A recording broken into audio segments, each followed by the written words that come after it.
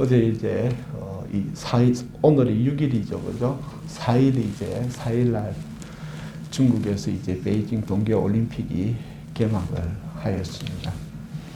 그리고 뭐 이러저러 바쁘다 보니까 이제 조금 새벽에 일찍 일어나서 그 베이징 올림픽에 관한 자료들을 쭉 살펴보았더니 마음이 좀 상하는 내용들이 있더라고요. 그 내용들이 어떤 내용이냐? 중국에서 그 개막식을 할 때 한국 그 방송에는 방영을 안 했는데, 한국 방송에는 방영이 안 된 내용들 중에 보면 우리나라 문화에 관계된 부분들, 뭐 한복이라든지 사물놀이라든지, 그 다음에 뭐 이렇게 해서 강강수월래라든지 이런 것들을 중국 자신들의 문화라고 이렇게 하면서 전 세계에 방송을 송출했다라는 내용을 보면서 이게 지금 어제 오늘의 일이 아니고 꽤 오랫동안 약 10여 년 전부터 중국은 계획적으로 우리 한반도를 자기 영토로 삼고자 역사 공정과 문화 공정을 전 세계적으로 펼쳐해 왔고, 그리고 뻔뻔하게 전 세계에서 안하무인으로 한국을 마치 과거의 옛날에 중국의 속국이었던 것처럼 홍보하면서 기회만 되면 한반도를 집어삼키려는 야욕을 이제 서서히 드러내고 있는 것을 보게 됩니다. 참 기도 많이 해야 되겠습니다. 지금은 어느 수준까지 왔느냐? 얼마 전까지만 해도 고조선과 고구려의 역사를 자기들의 역사라고 이야기를 했는데, 이제 최근에는 또 중국에서 자기들 교육 역사 교과서에서 또 이렇게 연구하면서 발표하기를 백제까지 자기들의 역사라고 이제 편찬하면서 세계에 홍보하고 있는 실정 가운데 있습니다. 참 힘이 없으니까 억울합니다. 이 일을 어떻게 해야 될까?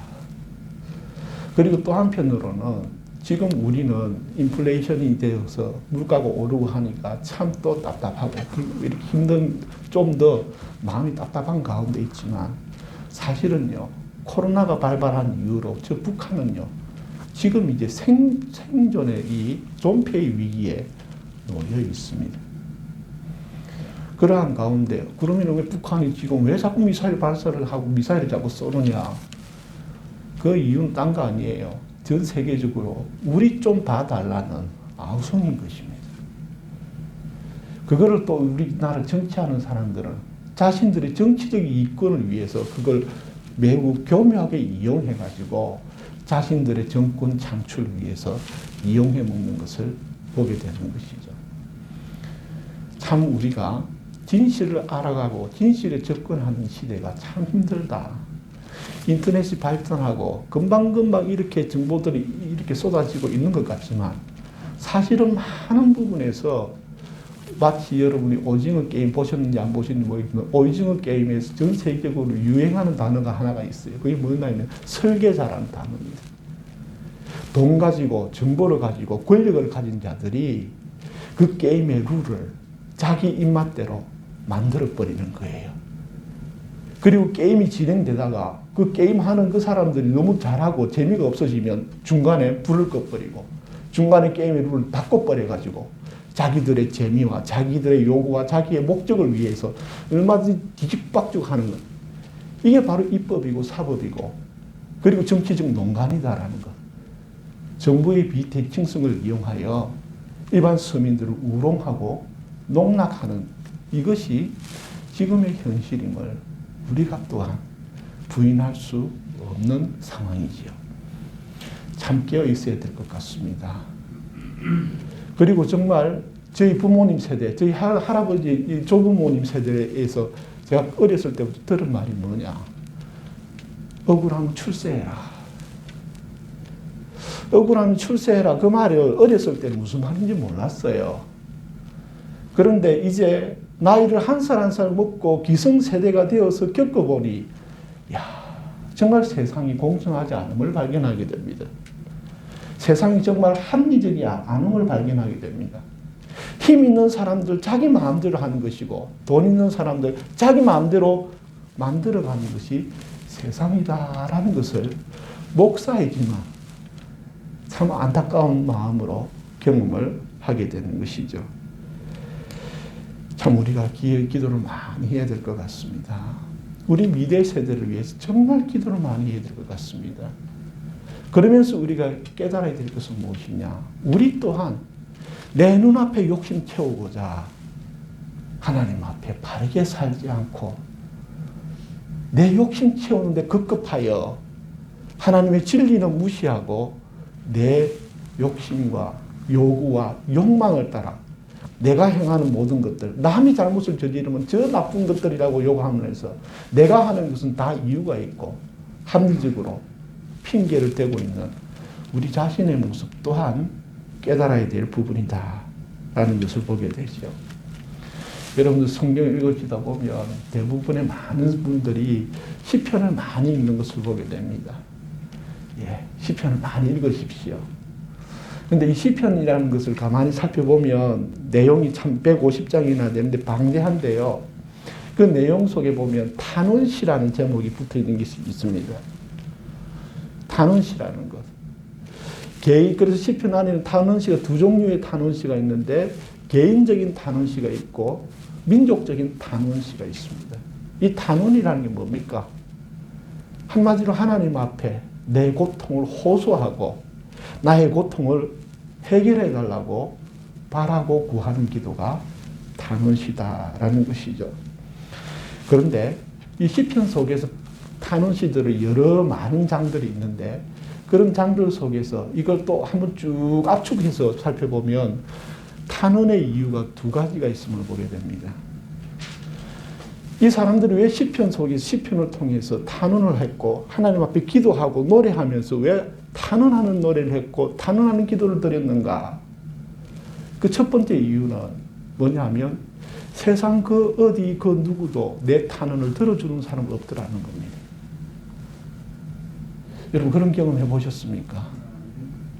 내가 정말 억울하고 내가 너무 고통스럽고 내가 정말 이 황당한 일을 당하고 그럼에도 불구하고 내 아픔과 내 고통과 내 억울함과 이 세상의 불합리함과 저 사람이 악한 자가 강한 자가 나를 핍박하고 괴롭히고 무시하고 업신여기고 모욕당한 이 현실을 그 누구한테도 말할 데가 없더라는 겁니다.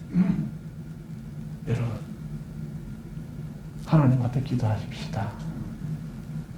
그래서 이 시편 기자는 세상의 그 누구에게도 이 참담한 일을 당했음에도 불구하고 내 말에 귀 기울여 주는 사람은 없고 내 아픔과 내 이 힘든 마음에 공감해 주는 사람은 없는 이 답답한 현실.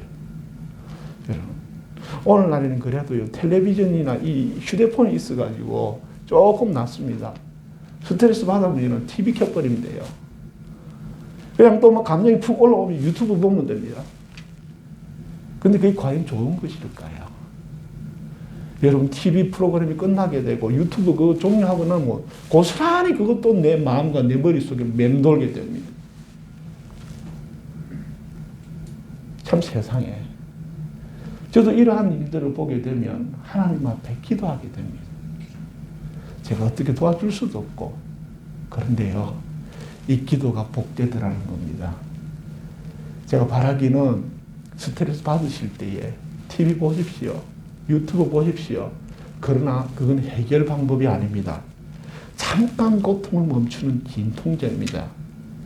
궁극적으로 내 가슴 안에 받아있는 이 상처를 치유하는 것, 내 안에 있는 이 억울한 마음과 분노를 해결하는 것은 기도더라는 겁니다. 하나님 앞에 기도를 해야 어떻게 해요? 그 마음의 치유를 받아서 그 사람 얼굴 다시 볼 때에 내 마음이 좀 더 진정된 상태로 볼 수가 있는 거예요. 그런데 TV 보고 그냥 영화 보고 뭐 이렇게 하고 나서 그 사람 또 보면요. 보든 안 보든 내 마음속에 분노와 감정과 억울함과 계속 증폭이 되어버려요. 그럼 어떤 일이 벌어지느냐. 여러분 내 마음속에 모든 일이 생각과 사고와 마음의 구조가 예민해지고 원망과 불평과 이 모든 것들이 있어서 그 사람뿐만 아니라 다른 삶의 영역에까지 내가 예민해져서 문제를 일으키고 있는 것을 보게 됩니다. 결코 자기 인생에 도움이 되지 않는다라는 것이죠. 여러분, 두 번째로는 이 시편의 단언시에서 어떤 또 단언한 이유가 뭐냐면 하나님이야말로 이 억울함을 해결해 줄 수 있는 유일한 분이라고 이야기합니다.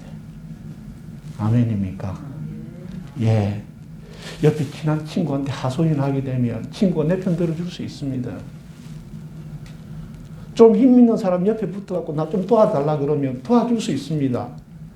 그런데 그 친구와 힘 있는 사람이 나를 도와줘도요, 그냥 도와주는 거 아니에요. 그 뒤에 조건이 항상 따라다닙니다. 이것을 온전히 해결해 주는 방법도 없습니다. 그런데요, 하나님의 사람들의 노래를 들어보고 하나님의 사람들의 기도를 들어보십시오. 하나님께 구하였더니 그것을 해결해 주는 분은 위대한 능력자도 아니고 이 세상에 똑똑한 지혜자들도 아니고 하나님이 이 모든 것들을 해결해 주시더라라는 것입니다. 심지어는요, 저도 비슷한 경험들, 저도 세상 살고 있기 때문에 목사라고 하여 완전히 청정지역에 있는 것은 아닙니다. 가끔 가다가 속상한 일들을 만나게 하는 일들이 종종 있게 됩니다. 그럴 때 저도 감정이 상하게 되면 그 사람에 대해서, 감정이 상한 상태에 있을 때 그 사람에 대해서 마음이 똑바로 안 나가요. 빽빽하게 나가요. 생각도 삐뚤어지고 감정도 삐뚤어지고 그 사람 하는 행동도 다 빽빽하게 보인단 말이에요. 자, 그럴 때 우리 어떻게 해야 될까요? 하나님 앞에 가야 됩니다. 하나님 앞에 갔더니 그 사람은 하나도 바뀐 것 없지만 내 마음이 바뀌니 평안해지더라는 겁니다. 그 사람은 나한테 똑같이 행동하고 똑같이 말하고 변한 것이 하나도 없지만 내가 하나님 앞에 내 마음이 치유가 되니 오히려 이제는 어떻게 해요? 상한 마음에서 긍휼히 여기는 마음이 생기게 되고 품는 마음이 생기게 되고 사랑하는 마음이 자라나게 되더라라는 것이죠. 오늘 이 누가복음 18장 8절의 말씀도 우리가 형통해야 되는데 형통의 장애물이 뭐냐 하면 이 2월달은 형통에 대해서 말씀드릴 겁니다. 첫 번째, 이거는 형통의 첫 번째 장애물이 뭐냐면 우리 마음 안에 담겨 있는 이 불필요한 것들 때문에 내 삶이 형통으로 가지 못하게 되는 장애물이 있더라는 겁니다. 그 중에 하나가 뭐냐면 억울한 마음과 분노한 마음과 화나는 마음과 복수하고 싶은 마음이에요. 여러분, 이 세상 살면서 억울한 일 한 번도 안 당하는 사람 누가 있겠습니까? 심지어는 저 자신이 저도 모르게 누군가에게 억울한 마음을 줄 수도 있습니다. 소위 말하면 이렇습니다. 제 자녀에게 그냥 제가 오판을 해가지고 뭐 한마디 툭 하고 그 다음에 뭐라 하고 이 했던 것이 순전히 저의 오해임에도 불구하고 아이는 억울할 수가 있는 거예요. 이런 실수를 너나 할 것 없이 다 주고받는 것이 세상입니다. 형통하기를 원하십니까? 그러면 형통할 마음을 가지고 계셔야 됩니다. 그 형통할 마음의 그 준비된 그 마음의 첫 번째가 뭐냐면 내가 받았던 상처와 고통을 인하여 분노와 복수심을 지워야 됩니다. 오늘 이 누가복음 18장 8절 말씀은 1절부터 쭉 내려오는 말씀인데 이 말씀이 무엇이냐? 한 가구가 있었는데 여러분, 가구라는 것은 요즘 이 시대의 가구하고 개념이 다릅니다. 2000년 전에 유대 땅의 이 중동 지방의 가구는요, 소위 말하면 사회적으로 약자고 경제적으로 약자고 어느 누구도 쳐다보지 않는 소위 말하면 우리나라식으로 말하면 백정과 같은 사람이에요. 신분이에요. 신분으로 따지면 최하층에 있는 사람으로서 정말 여러분 볼품 없고 가진 것 없고 아무것도 없는 사람 누가 그 사람 말 들어줍니까? 뭔가 내가 그 사람 말을 들을 때에는요, 그 사람이 그래도 뭔가 나한테 뭔가 이렇게 보이는 게 있고, 뭔가 나와 거래할 어떤 비즈니스적인 어떤 레벨이 될 때에 그 사람 말 들어주지. 아무 도움도 안 되는 그런 사람들 그 이야기 들어줘봤자 불편할 따름이에요. 이러한 과부가 억울한 일 얼마나 많이 당했겠습니까? 여러분, 이 세상의 약자들은 정말 억울해도 참을 수밖에 없는 게 이 세상이잖아요. 그런데 이 과부가 재판장한테, 이 재판관은 사회적으로는 강자예요. 근데 그 사람한테 가서 계속해서 쪼릅니다. 나의 억울함을 풀어달라고. 예수님이 든 비유입니다. 하나님을 믿지 않고 하나님을 두려워하지 않고 교만하고 악한 이 재판관도 끊임없이 과부가 찾아와서 자기의 원통함을 풀어달라고 호소를 하자 귀찮아서 들어준다. 그런데 오늘 예수님께서 뭐라 하느냐. 그 재판관은 들어줄 수도 있고 안 들어줄 수도 있고, 그러나 계속 구하면 들어는 준다. 들어줄 수는 있다. 확정이 아니고 가능태예요. 그러나 하나님께서는 너희들의 원통함을 속히 풀어주시겠다. 약속하시는 것입니다. 물론 우리가 필요할 때에 사람을 찾아가는 것이 잘못된 것도 아닙니다.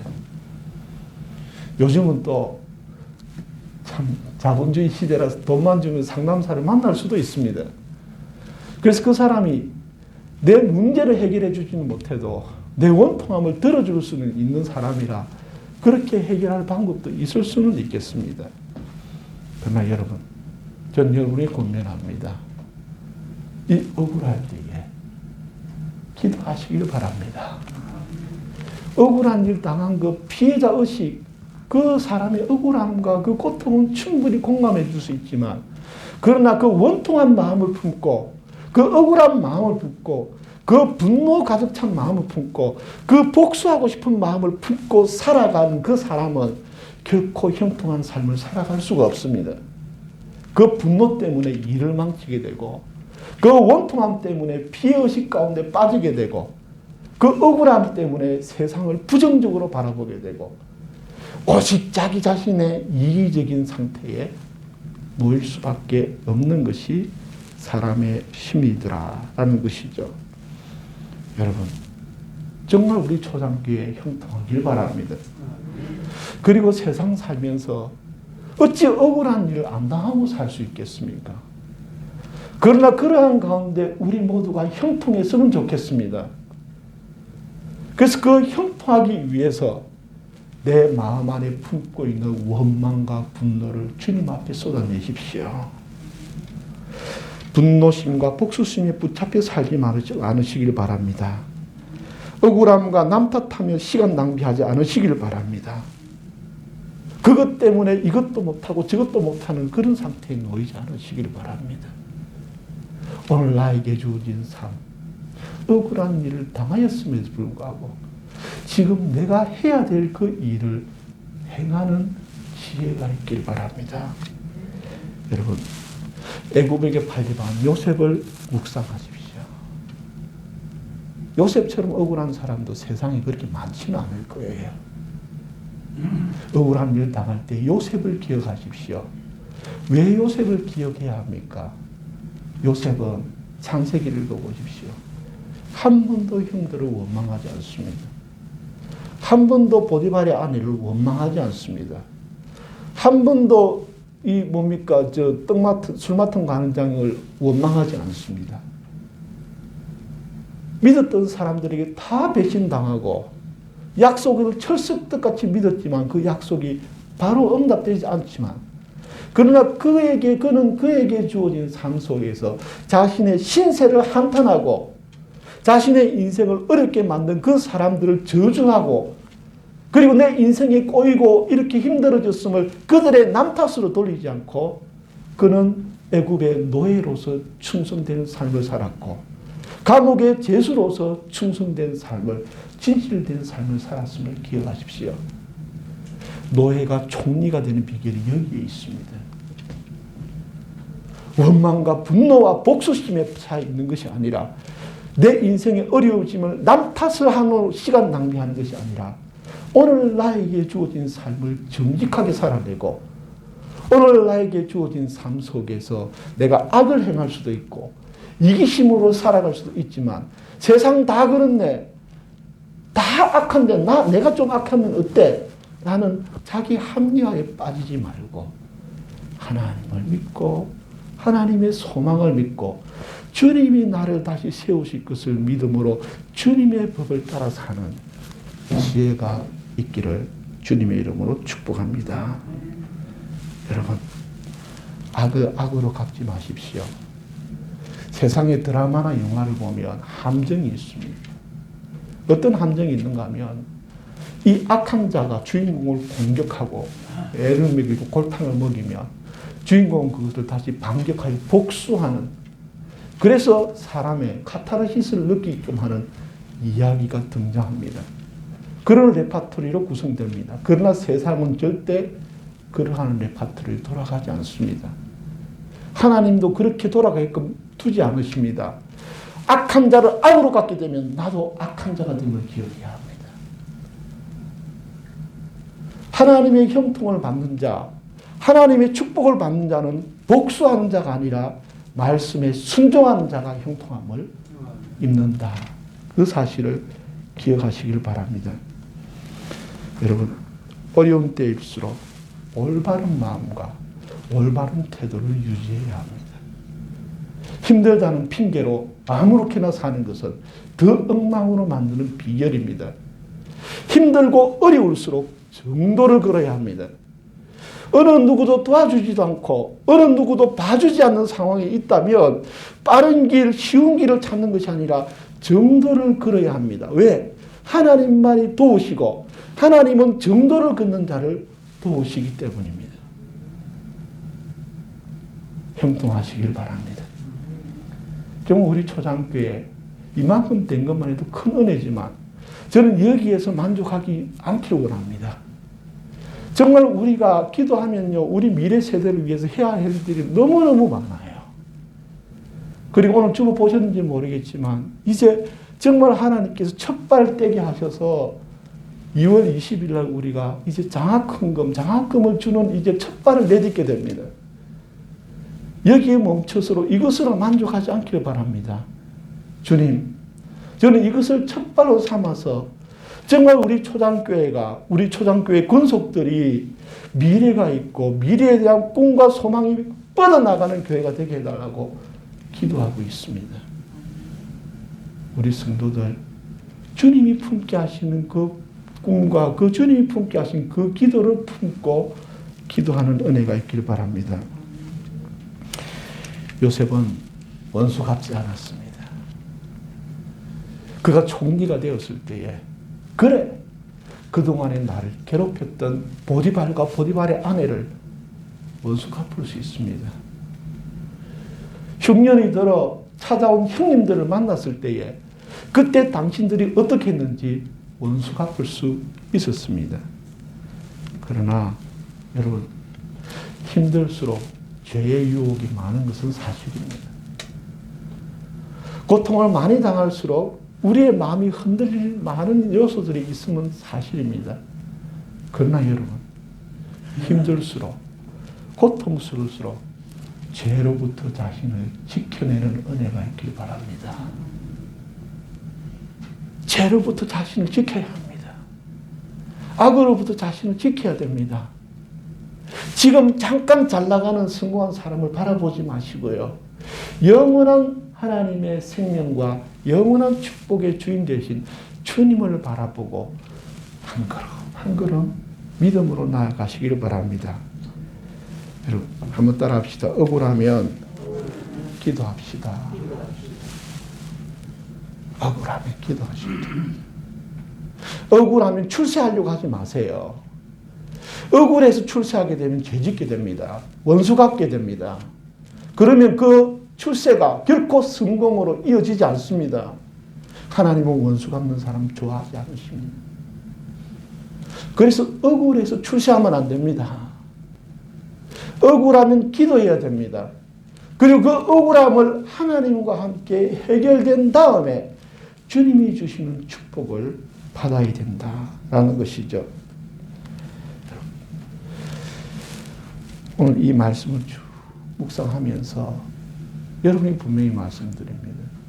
한번 따라합시다. 때가 되면 응답됩니다. 제 기도 처음이에요. 아니 강 목사가 특별한 은혜를 받았느냐? 저는요 사실 초장교회 와서 이제 3년 차에 접어들었는데 한 해 한 해가 은혜입니다. 겉으로는 볼품없는 저이지만 여러분 주님을 믿고 주님께 더 가까이 나아갔더니 여러분 여러분이 영적으로 눈이 열린 사람은 제가 지금 받는 은혜를 볼 수가 있을 거예요. 그러나 세상적인 생각과 계산으로 가득한 사람은 여전히 강목사는 별 볼 일 없는 사람처럼 보일 거예요. 제가 대단하다는 게 아닙니다.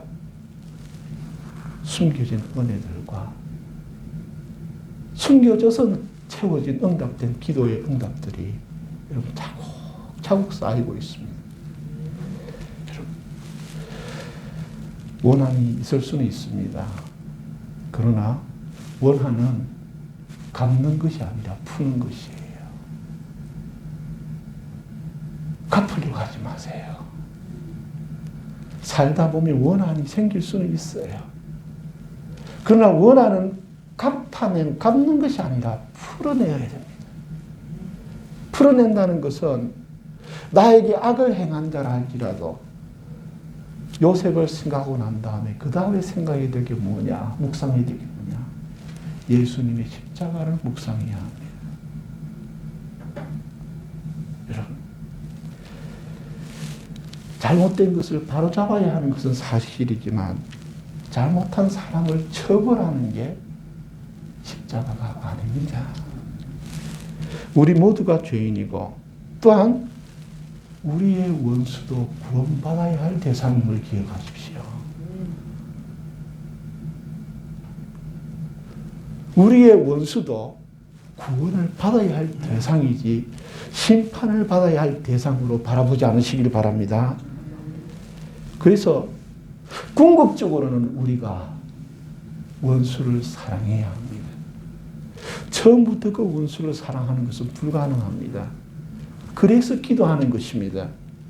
그리고 내 안에 있는 원한이 풀리고 나면 사랑하지는 못할지언정 원수를 갚지는 않게 됩니다. 그리고 주님이 주신 진리를 따라 행하게 되면 마지막에는 원수까지 사랑할 수 있게 된다라는 것이죠. 다시 한 번 더 말씀드립니다.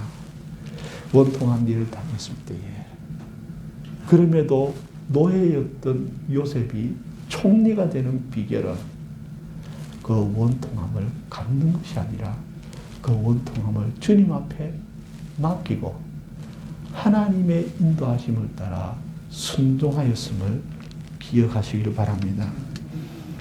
원수 갚는 자가 되지 말고 기도하는 자가 되십시오. 복수하는 자가 되지 말고 말씀에 순종하는 자가 되십시오.